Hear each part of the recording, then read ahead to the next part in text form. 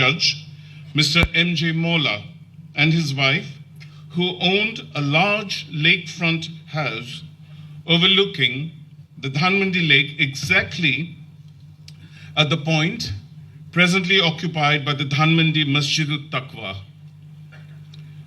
Judge Mola was a lifelong dear friend of my maternal grandfather, Justice Muhammad Ibrahim, and therefore, befittingly, he and Begum Mola were saddled with the roles of being our neighborhood Nana and Nani. Our own bungalow stood on Old Road 17, now Road 11A, overlooking the Dhanmandi Women's Sports Complex. Sharing a boundary wall behind us was the house of Justice and Begum A.K. Bakir. Justice Bakir, who retired as one of the more famous judges of the Dhaka High Court, had earlier been the Advocate General from 1954 to 1955. It is, however, to our immediate neighbor next door that we must now turn. This was a large joint family with which an indelible friendship was formed over a period of 20 years by us, so much so that, like Judge Mola's and Justice Barker's family, these friends had become family to us. The undisputed patriarch of this family was Mr. M.H. Khandekar, once Secretary of the High Court Bar 1952 to 1953, and former President of that bar from 1964 to 1965. Mr. Khandekar had, of course, the rare distinction of being the very first Attorney General for Bangladesh from 21st January 1972 to 17th of December 1972. Mr. Khandekar also served out a stint as President of the Bar around this time. Mr. and Begum Khandekar to this day remain our Dada and Dadi. That relationship, forged during the turbulent times of the late 1960s and throughout the 1970s, has withstood the test of time and survived my family's physical relocation to Gulshan from Dhanmandi in the late 1980s. The Khandekar household, large as it was, abounded in love and gracious hospitality. It is in that milieu that we grew up knowing one of the Khandekar children, our Katie Chachu, better known as Mr. A.J. Muhammad Ali to the world. Katie Chachu stood out among all his siblings as the quiet one, always by the side of his dear parents, and who never relocated abroad as most or all of his brothers had done. Dada and Dadi's household, in all its daily hustle and bustle, were plagued, however, by one episode of sadness, quietly suffered by all and indeed ourselves as extended family members. It was the loss of a son who drowned in Dhanmandi Lake very early on. With the benefit of hindsight, I now see Katie Chachu, aka Mr. A.J. Muhammad Ali, and his single-minded and unwavering devotion to his dear parents stemming partially from that particular family tragedy. And of course, Mr. A.J. Muhammad Ali followed in his distinguished father's footsteps by studying law. That decision undeniably sealed his destiny as the true legatee of Mr. M.H. Khandekar's outstanding legacy. As we memorialize Mr. A.J. Muhammad Ali today, there has to be the unavoidable references to his leadership role assumed at the bar as president from 2013 to 2014, and his earlier Attorney Generalcy from 30th April 2005 to 24th of January 2007. While all through the 2000s, Mr. A.J. Muhammad Ali and I remain neighbors in Dhanmandi. Our interaction was more in the courtroom, as members of the bar and bench, respectively, during this period.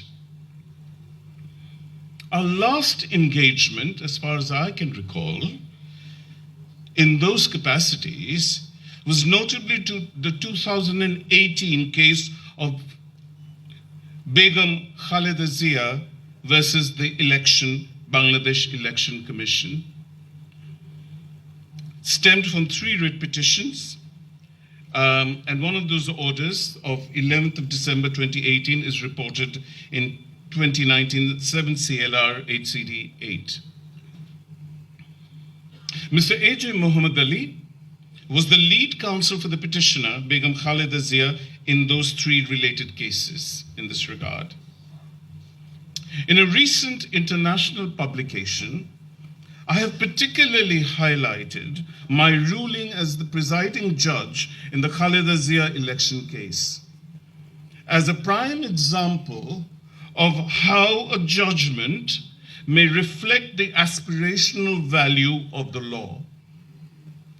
Mr. A.J. Muhammad Ali's arguments in this case convinced me that over and above the factor of judicial independence enabling judges to arrive at coherent, intelligible, and reasoned conclusions as to the scope and nature of the law, judges must allow too for a theoretical or jurisprudential assent to take place in discarding traditional and strictly positivist, modest mode of defining and applying the law. Such theoretical assent, I strongly believe, also has a core moral element to it. And that element, in turn, is essentially constitutional. Bangladesh's constitution, learned members of the bar, like ours, places constraints on legislative and executive powers in terms construed to be moral. It is here at this juncture and in Mr. A.J. Muhammad Ali's memory, ladies and gentlemen, Mr. A.J. Muhammad Ali knew that independence without infrastructure is an illusion, and that no great nation can thrive unless its courts are both constitutionally shielded and administratively empowered. He also recognized, as must we, that institutional independence is not a declaration, but a design. The one that requires both legal foundation and political will. As I reflect on the life and legacy of Mr. A.J. Muhammad Ali, I am drawn to the closing lines of an article I myself had penned in an earlier moment of institutional contemplation. Lines that sought to articulate a shared conviction that he and I held deeply. In that piece, I described the judiciary not as an island, remote and insular, but as a pillar which is strong, visible, accountable, and integrally connected to the constitutional architecture of the state. For Mr. Ali, as for me, the judiciary was never ornamental, never absolute, but essential. A force to be respected, not because it demands obedience, but because it commands trust. Let us therefore remember Mr. A.J. Muhammad Ali not only in elegy, but in effort. Let us honor him in the continuing reform of our institutions, in the vigilant defense of our independence, and in the daily integrity of our conduct. Bench and bar alike. Let us remember him when we argue with civility, when we write with clarity, and when we decide with courage. In his honor, and with our shared vision as a compass, let us recommit ourselves to the unfinished task of constitutional parity. Let us stand firm for a judiciary that is not only independent in law, but also sovereign in its administration, accessible in its function, and trusted in its voice. May we, the inheritors of Mr. Ali's ideals, therefore, rise to the measure of his conviction. Thank you very much.